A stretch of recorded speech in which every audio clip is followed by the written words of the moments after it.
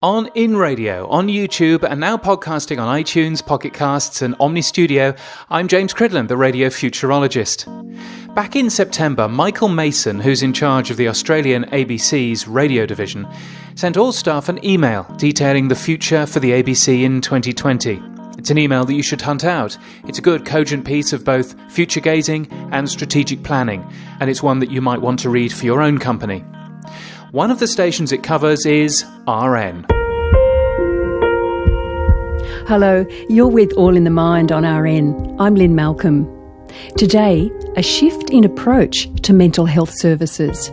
Using RN, which stands for Radio National, is much like NPR or BBC Radio 4. It contains news programmes and documentaries, carefully authored programmes that go into real depth about a subject. ECPR is one of several steps recommended by Daniel Fisher to change the paradigm of the mental health system. One part of the ABC strategy says, "One of our priorities is to get better at surfacing and sharing RN's quality genre specialist content, shifting more from linear to digital platforms and driving new audiences." This has been lazily characterised in the press and the chat rooms as the ABC planning to switch off RN's transmitters and make the entire radio station podcast only.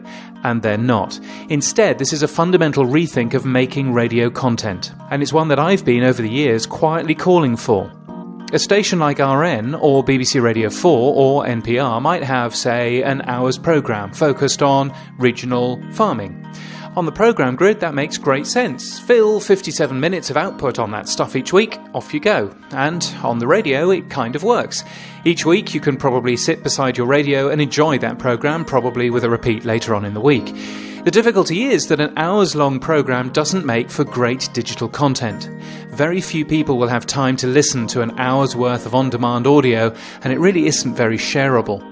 We already know that what works better is shorter pieces of content that are more accessible. So if this hour-long programme covers 3 stories, it might be better to make those individual stories available separately. So if you're interested in crop farming and not cattle rearing, you can get the piece of content that you want.